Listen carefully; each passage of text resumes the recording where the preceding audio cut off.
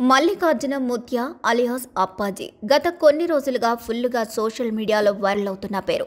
దేశ నలుమూలల నుంచి మల్లికార్జున ముత్యాన్ని కలవడానికి ప్రజలంతా తరలివస్తున్నారు. సామాన్య ప్రజల నుంచి సినీ సెలబ్రిటీస్ వరకు, ధనవంతుల నుంచి పొలిటికల్ లీడర్స్ వరకు అందరూ ఈ 23 ఏళ్ల కుర్రాడి భక్తులే. అసలు నిజంగా మల్లికార్జున ముత్యకు భవిష్యత్తు చెప్పే పవర్స్ ఉన్నాయా? అందుకే అందరూ అలా వెళ్తున్నారా? ఫోన్ నంబర్సు, పేర్లు ఎలా చెప్పగలుగుతున్నాడు? దైవం పేరిట, భవిష్యత్తు పేరిట మల్లికార్జున ముత్య అందరినీ మోసం చేస్తున్నాడా? అక్కడికి వెళ్లి వాళ్ళు ఏం చెప్తున్నారు? Watch the story. ఉత్తర కన్నడలోని యాదగిరి జిల్లా షాహాపూర్లోని మోహన్లాల్ రోజులలోని చిన్న పట్టణానికి చెందినవాడే ఈ మల్లికార్జున రాయ అలియాస్ మల్లికార్జున ముత్య అలియాస్ అప్పాజీ. నిరుపేద కుటుంబానికి చెందిన మల్లికార్జున తండ్రి హనుమంతరాయ, తల్లి భవానీ. తండ్రి హనుమంతరాయ ఊరూరా తిరుగుతూ భవిష్యత్తు గురించి చెప్పేవాడు. అలా హనుమంతరాయ చెప్పిన వాటిలో కొన్ని జరగటంతో అతడిని కర్ణాటక ప్రజలంతా ముత్య అని పిలవటం మొదలుపెట్టారు. కర్ణాటకలో అద్భుతాలు చేసేవారిని, దైవాంశ సంబూతులుగా భావించేవారిని నడిచే దేవుళ్లుగా పూజిస్తూ గౌరవంతో ముత్య అని పిలుస్తూ ఉంటారు. అంటే విలువైనది అని అర్థం. ఇక ఎప్పుడైతే హనుమంతరాయ చెప్పిన మాటిలో కొన్ని నిజాలు కావడం మొదలయ్యాయో అప్పటి నుంచి ప్రజలంతా హనుమంతరాయ ఇంటికి రావడం మొదలుపెట్టారు. అప్పటి వరకు ఊరూరా తిరిగే హనుమంతరాయని వెతుక్కుంటూ ప్రజలంతా ఇంటికే రావడంతో ఇంటి దగ్గరే ఉంటూ జోష్యం చెప్పడం మొదలుపెట్టారు. ఇక తండ్రిని చూస్తూ పెరిగిన మల్లికార్జున తన తండ్రిలాగే తన కోసం కూడా అలా ప్రజలొస్తే బావుండు అని అనుకునేవాడు. ఆ పబ్లిసిటీ పిచ్చితోనే తన తండ్రి దగ్గర భవిష్యవాణి చెప్పడం నేర్చుకోవడం మొదలుపెట్టారు. ఓ పక్క భవిష్యవాణి చెప్పడంతో పాటుగా మొహల్లా రోజులోని స్కూల్లో ప్రాథమిక విద్యను కంప్లీట్ చేశాడు. అప్పటి వరకు ఆర్థిక ఇబ్బందులతో సతమతమైన హనుమంతరాయ కుటుంబం ఆర్థిక బాధల నుంచి బయటపడింది. డబ్బుతో పాటు ఎక్కడలేని పాపులారిటీ వచ్చింది. ఇక ఈ క్రమంలోనే హనుమంతరాయ గురించి తెలుసుకున్న ముంబైలోని ఓ గ్యాంగ్ కర్ణాటకకు వచ్చింది. నిధులు, లంకెబిందులు ఎక్కడున్నాయో చెప్పమని అడిగారు. అవి ఎక్కడున్నాయో చెప్తే భారీ మొత్తంలో ఫీజు ఇస్తామని ఆశ పెట్టారు. ఎక్కడ తన కుటుంబానికి హాని చేస్తారోనని భయపడ్డ హనుమంత ముత్య వారిని హెల్ప్ చేస్తానని చెప్పాడు. ఇంతవరకు బాగా ఉన్న హనుమంతరాయ్ లైఫ్ ఒక్కసారిగా తిరగబడింది. ముంబై గ్యాంగ్ రాకతో మొత్తం హనుమంతరాయ్ లైఫ్ మారిపోయింది. ఎక్కడలేని డబ్బు వచ్చి పడింది. అలా దాదాపు సంవత్సరంన్నర పాటు ముంబై గ్యాంగ్తో ట్రావెల్ చేశాడు హనుమంతరాయ.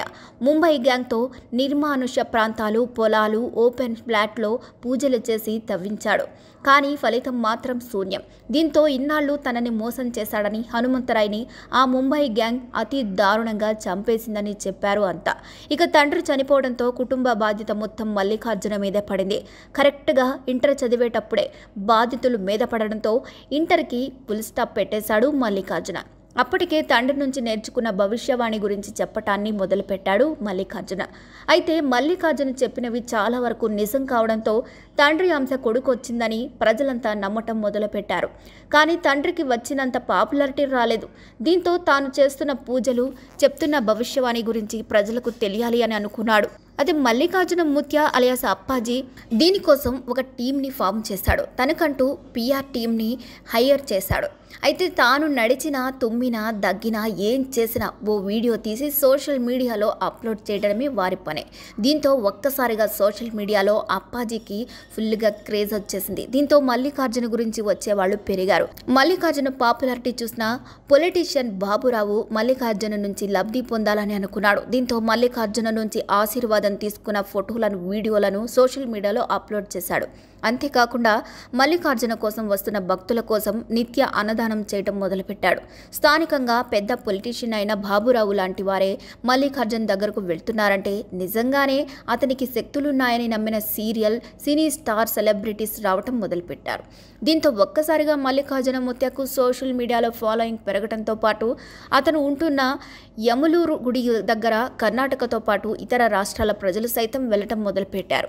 అలా వచ్చిన వారి పేర్లు, ఫోన్ నెంబర్లు ఈజీగా చెప్పేస్తుండడంతో మల్లికార్జునకి ఫుల్గా హైప్ వచ్చింది. అయితే అక్కడికి వెళ్లిన కొందరు తెలుగు వాళ్ళు మల్లికార్జున అంత ఫ్రాడ్ అని, అతనికి ఎటువంటి శక్తులు లేవని చెప్తున్నారు. మల్లికార్జున ముత్య ఉంటున్న ప్రాంతం అంతా అతని మనుషులే కంట్రోల్లోనే ఉంటుందని, అక్కడ ఫోన్పే, గూగుల్ పే యూజ్ చేసిన వారి డీటెయిల్స్ మాత్రమే చెప్తున్నారని కూడా చెప్తున్నారు. పైగా మల్లికార్జున ముత్య ఫుల్గా ఫోన్ నెంబర్ కాకుండా లాస్ట్ 4 నెంబర్స్ మాత్రమే చెప్తున్నాడని వివరించారు. అక్కడున్న ఏ షాప్లో పేమెంట్ చేసినా అందులో రిసీవర్ పేరు మల్లికార్జున ముత్యాదే వస్తుంది.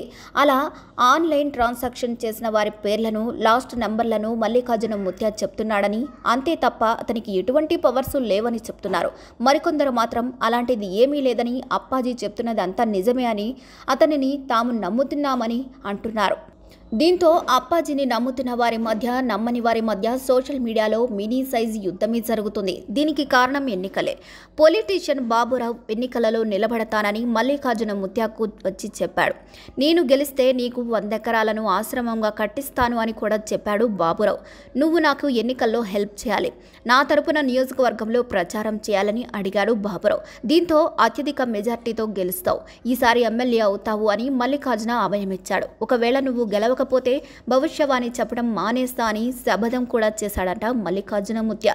దీంతో మల్లికార్జున ముత్యాని నమ్మి కోట్ల డబ్బుని ఎలక్షన్లో ఖర్చు పెట్టేశాడు బాబురావు. కానీ ఘోరాతి ఘోరంగా ఓడిపోయాడు. అప్పాజీకి నిజంగా పవర్స్ ఉంటే బాబురావు ఓడిపోతాడని చెప్తాడు, కానీ గెలుస్తాడని, అతను గెలవకపోతే భవిష్యవాణి చెప్పడం ఆపేస్తాని డైలాగ్స్ చెప్పరు కదా అని ప్రశ్నించడం మొదలుపెట్టారు. ఇక మల్లికార్జున పిఆర్ టీంని రంగంలోకి దిగింది.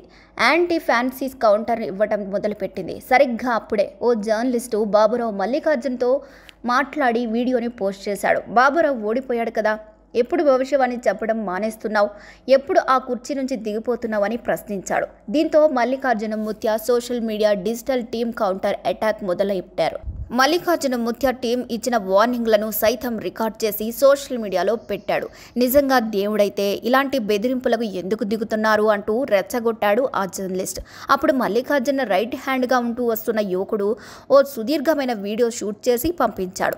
బాబురావు ఓడిపోతాడని మల్లికార్జునకు ముందే తెలుసని, ఆ విషయం తనకు చెప్పాడని, ఈ నిజాన్ని ముందే చెప్తే బాబురావు తట్టుకోలేడని, చెప్పలేదని ఆ వీడియోలో వివరించాడు.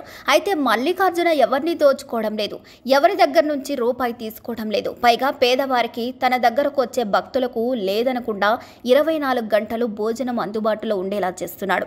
అంతేకాని మల్లికార్జున ఏ తప్పు చేయలేదు అని వివరణ ఇచ్చాడు. ఇక ఈ వీడియోని కూడా జర్నలిస్ట్ అప్లోడ్ చేశాడు. ఈసారి ప్రజలంతా మల్లికార్జున ముత్యాకే సపోర్ట్ చేశారు.